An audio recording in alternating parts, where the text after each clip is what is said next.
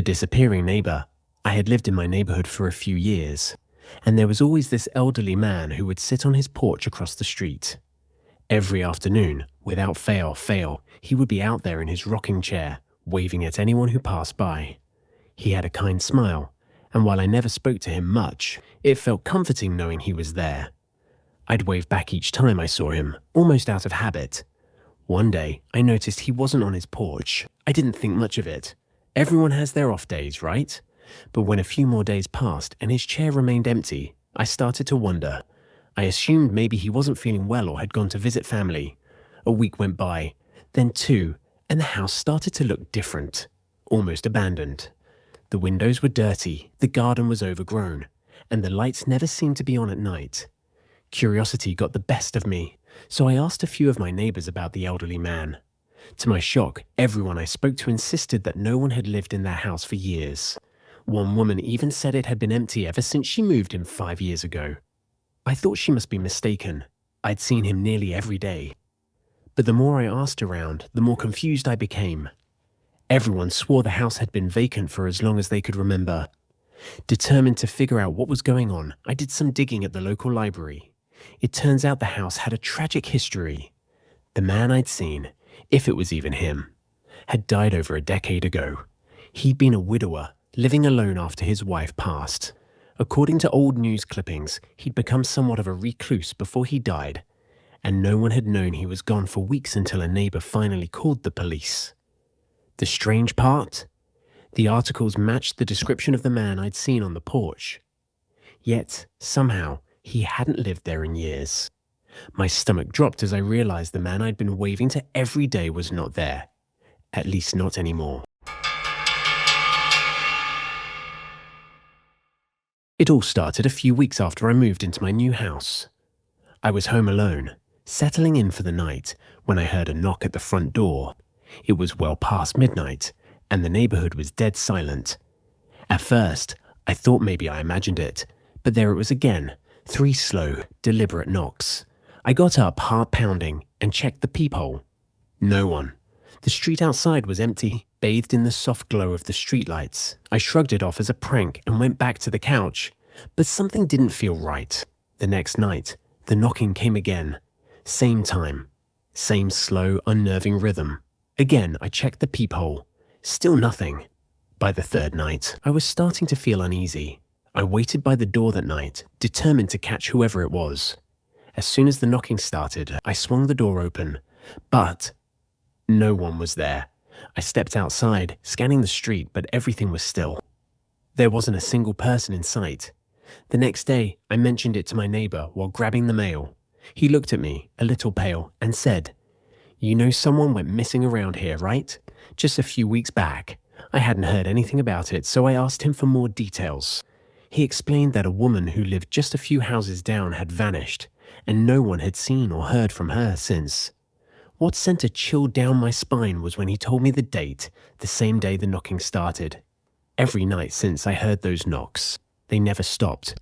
I tried ignoring it, but the knocking grew louder, more persistent.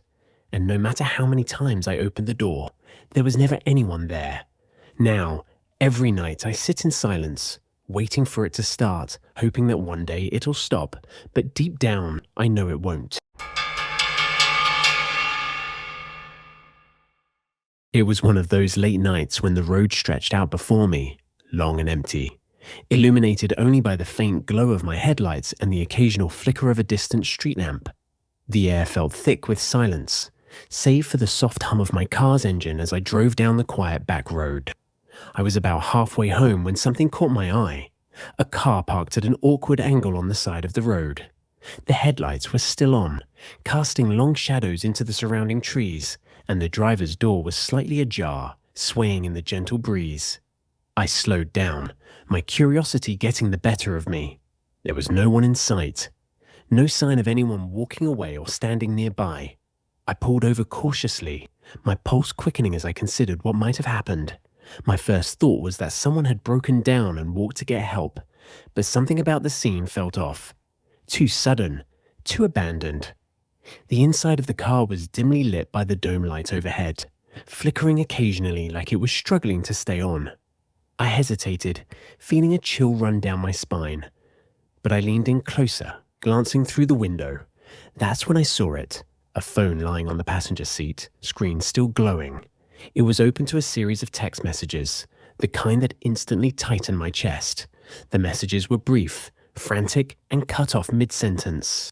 Something's wrong. I can't shake the feeling that... He's following me. I see the car behind again.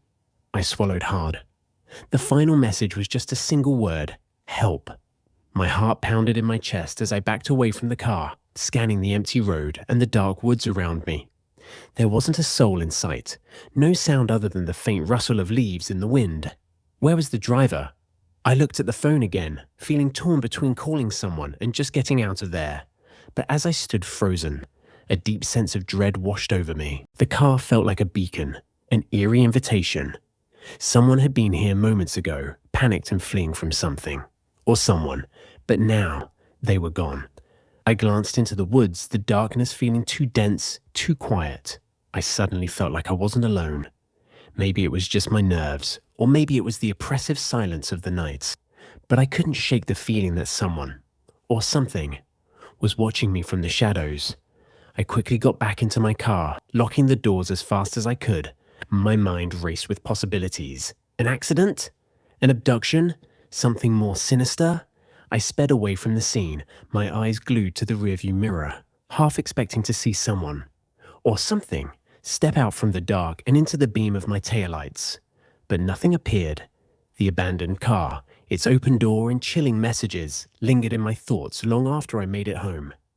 I called the authorities as soon as I could, hoping they'd find answers. But the next day, the car was gone. No one in the area knew anything about it, and the driver was never found. To this day, the memory of that night creeps up on me, and I can't help but wonder who or what was out there. The shadow in the window. It was a typical quiet night in the suburbs. The kind of night where the only sounds were the hum of distant traffic and the occasional rustle of leaves. I had agreed to babysit for a family I had sat for a few times before.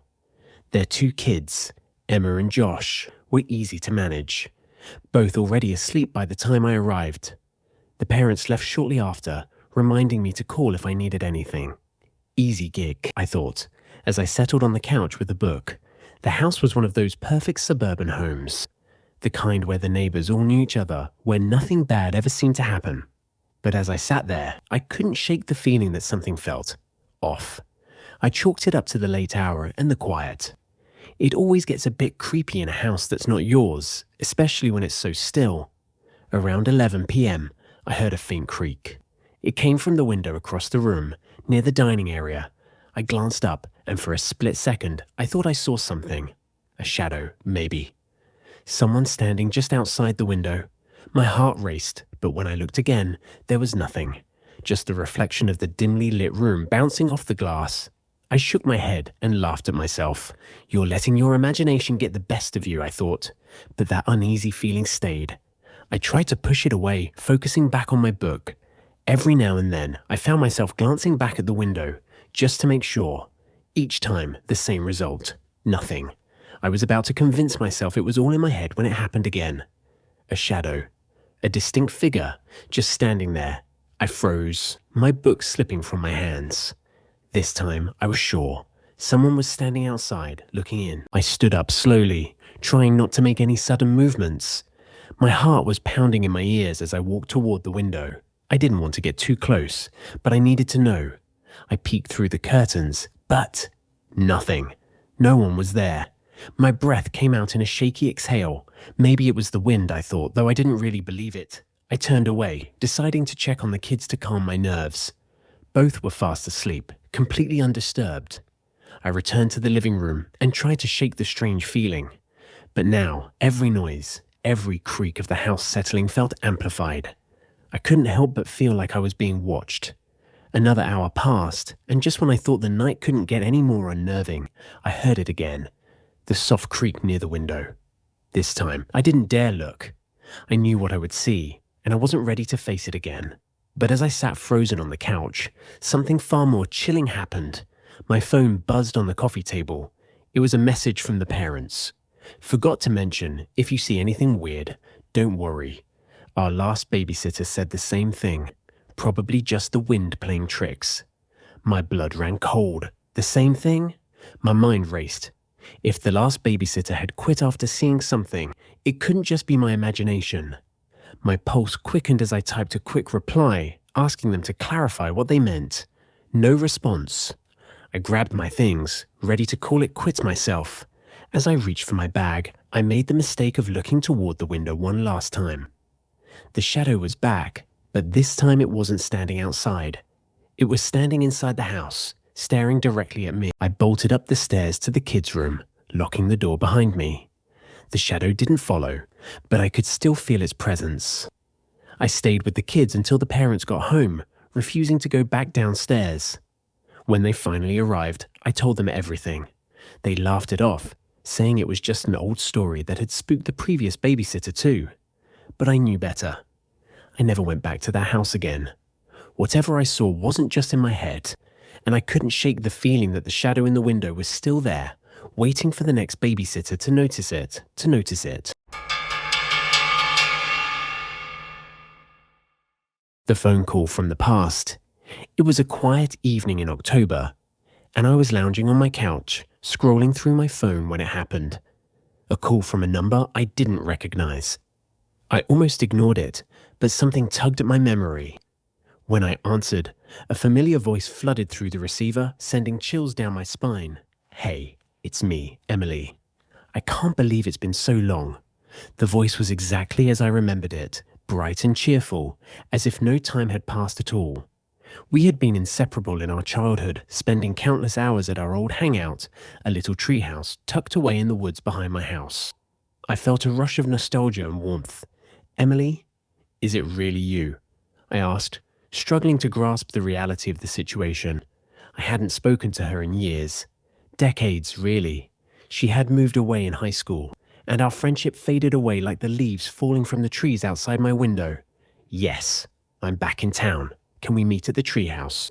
Just like old times, she said, her excitement palpable through the phone. I could almost picture her face, lit up with that familiar smile. I could hear the rustling of leaves in the background, just as it had sounded back in the day when we would race to our secret spot. Sure, I'd love that, I replied, my heart racing with anticipation. We agreed to meet at sunset. After hanging up, I couldn't shake the feeling that something was off, but my memories of our friendship overrode my concern. I spent the next couple of hours reminiscing about our childhood adventures, feeling a strange mix of excitement and unease. As the sun began to set, I grabbed a flashlight and headed out, the crisp autumn air sending shivers down my spine. I made my way through the woods, the familiar path guiding me to the treehouse that stood hidden among the branches. When I reached the spot, I felt an odd chill in the air, as if the world had suddenly grown heavier. The treehouse was exactly as I remembered it. Worn wood, faded paint, and a sense of magic that always surrounded it. But as I stepped closer, a wave of dread washed over me. Emily was nowhere to be seen. I waited for a while, calling her name, but only silence answered. I pulled out my phone to check the time. She was late. Just then, I noticed something unusual, a photo lying on the ground just outside the treehouse. I picked it up, and my heart dropped. It was a picture of us from years ago, laughing and carefree, but it had been marked with the date of Emily's tragic accident. Panic set in as I stumbled backward, glancing around the darkening woods. My thoughts raced as I tried to rationalize what was happening. Had I really spoken to her, or had it all been a cruel trick of my mind? I remembered seeing the news all those years ago, a fatal car crash that took her life. Just then, my phone buzzed again, breaking the eerie silence. I quickly answered, but it was only static on the other end. I tried calling back the number, but it was disconnected. The realization hit me like a punch to the gut. This was not just a trip down memory lane. It was something far more sinister. Feeling the weight of the evening's events pressing down on me, I turned to leave. But as I stepped back, I felt a cold breeze rush past me, and for a fleeting moment, I thought I saw a figure in the shadows near the treehouse, Emily, beckoning me closer. I hesitated, torn between the urge to run and the yearning to see my childhood friend one last time. But the image of her smiling face soon faded into the cold darkness of the forest, and I knew deep down that I had to let her go. With a heavy heart, I turned and fled down the path, the echoes of laughter following me until I reached the safety of my home. That night, as I lay in bed, I couldn't shake the feeling that the call from the past had been a message, a warning that some memories are best left undisturbed. The ghost in the photograph. It was a bright autumn afternoon when my family and I decided to take a trip to a quaint little town nestled in the mountains. The scenery was stunning, with vibrant foliage and clear blue skies, making it the perfect backdrop for family photos. We spent the day exploring, laughing, and capturing memories on my phone, excited to relive the day through snapshots. Once we returned home, I eagerly transferred the photos to my laptop. As I scrolled through the pictures, admiring the beautiful landscapes and my family's joyful faces, something caught my eye in one of the shots. In the background of a photo taken near an old stone bridge, there was a figure, an unfamiliar face. The person stood off to the side, partly obscured by trees, with a vacant stare that sent a chill down my spine. Thinking it was a trick of the light, I shrugged it off and moved on to the next picture. But as I continued to scroll, I noticed that the same face appeared in nearly every photo from that day. In some pictures, it was more visible than in others, but it always lingered in the background, following us as we explored the town. My heart raced as I examined the figure closely. It was the face of a woman, perhaps in her 30s, with disheveled hair and a forlorn expression. There was something hauntingly familiar about her, though I couldn't place where I had seen her before. I felt a knot tighten in my stomach, an instinctual warning that something wasn't right.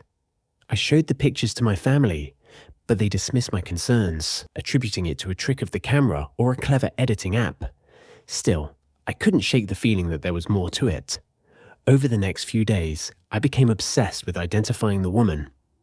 I scoured online forums, social media groups, and even local news articles, looking for any clues that could help me understand who she was. One evening, as I was deep into my research, I stumbled upon a forum dedicated to unsolved mysteries in that very town. Among the posts, I found a thread discussing a woman who had gone missing years ago, a woman matching the description of the figure in my photographs. Her name was Emily Carson, and she had vanished without a trace while hiking in the woods surrounding the town. The more I read, the more I felt a chill creep over me. Emily had been last seen near the very spot my family and I had visited just a few days earlier. The locals speculated that she might have encountered foul play, but no one ever found a single clue about her disappearance. A sense of dread washed over me as I realized that I might have inadvertently captured her spirit in my photos. Determined to find out more, I revisited the town with my family. Hoping to make sense of the haunting figure. I returned to the stone bridge and the surrounding woods, the same places where I had taken the photos. As I stood there, the memory of Emily's tragic story weighed heavily on my mind. I decided to call out to her, not expecting a response but hoping that somehow she could hear me. "Emily, if you're here, I want to understand what happened," I whispered into the stillness. As the words left my mouth, the wind picked up, rustling the leaves around me. A sudden chill enveloped the air, and I felt an inexplicable sense of being watched. My heart raced as I looked around, half expecting to see the familiar face behind me. But there was nothing, just the quiet woods, the whispering trees, and the lingering sadness of a story unfinished. After a few moments, I turned to leave, feeling unsettled but resolute. As we drove away, I glanced back at the bridge, and for a brief moment, I thought I saw her standing there, looking directly at me, a silent plea for recognition, for someone to remember her name. When I returned home, I couldn't shake the feeling that I had somehow connected with her spirit. The photos still held the ghostly figure, and as the days went on, I felt an increasing urge to share Emily's story. I posted the pictures online along with what I had learned, hoping that someone might have more information or be able to provide closure. As the weeks passed, I received messages from others who had encountered the same figure in their photos taken around the area. It seemed I wasn't alone. Many had experienced the same eerie sensation, and together, we started piecing together the fragments of Emily's life and the mystery surrounding her disappearance. The haunting figure had become a connection to a past that needed to be acknowledged, a reminder that some stories aren't finished until they are told. As for me, I would never forget the ghost in the photograph, a bittersweet reminder of the lost soul who quietly followed us on our family adventure. And with every picture I took from then on, I made sure to honor her memory, knowing that some spirits linger, hoping to be remembered. The figure at the foot of the bed. It was a typical Tuesday night, and I had just settled into bed after a long day at work. The room was dark, the only light filtering in from the street lamp outside. I was drifting off to sleep, the comforting weight of my blankets wrapping me in warmth when I suddenly jolted awake. A prickling sensation crawled up my spine. I felt it, the unmistakable feeling of being watched. My heart raced as I slowly turned my head toward the foot of the bed. There, standing in the shadows, was a dark figure.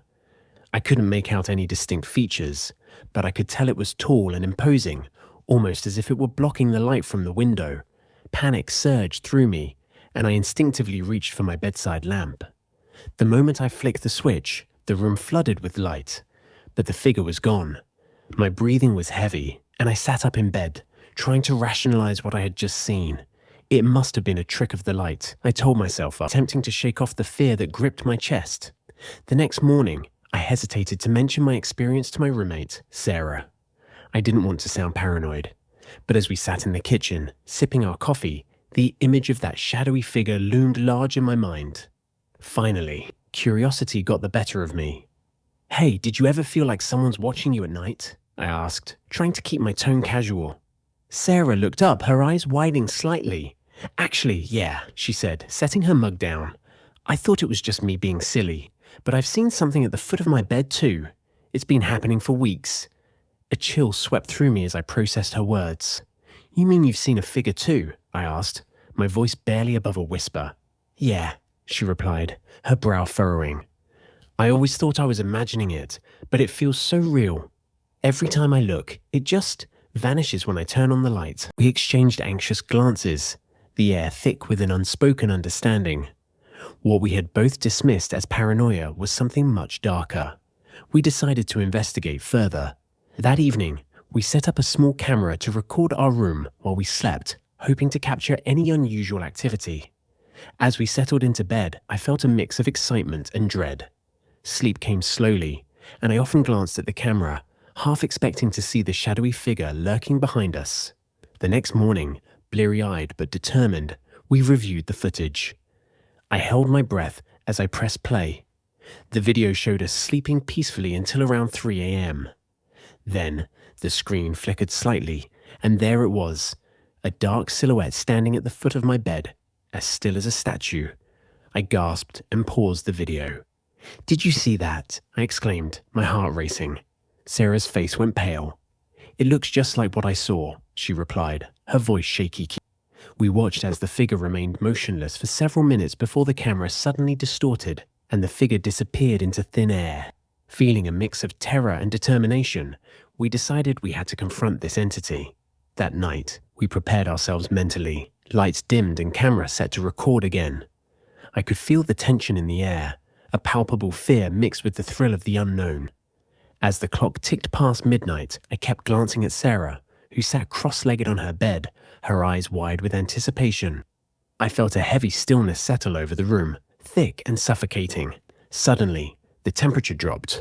I could see my breath misting in front of me, and the shadows in the room seemed to deepen. My heart raced as I felt that familiar sensation of being watched. I turned toward the foot of my bed, and there it was again. The dark figure. This time, instead of fear, I felt a surge of defiance. "What do you want?" I called out, my voice steady despite the pounding of my heart. The figure remained silent, unmoving, as if contemplating my words. Then, it began to dissipate, melting into the shadows like smoke. In an instant, the oppressive atmosphere lifted and the room felt lighter. "Did you see that?" Sarah whispered, her voice trembling. "Yeah," I replied, still trying to process what had just happened. "I think it's gone." From that night on, the figure never returned. Whatever presence had haunted our apartment seemed to have moved on, leaving us with an experience that bonded us in an unexpected way. As we settled back into our routines, I often wondered if the figure was a spirit trying to communicate or a manifestation of our fears. Regardless, we had faced it together, and I felt a sense of empowerment in knowing we had confronted the unknown.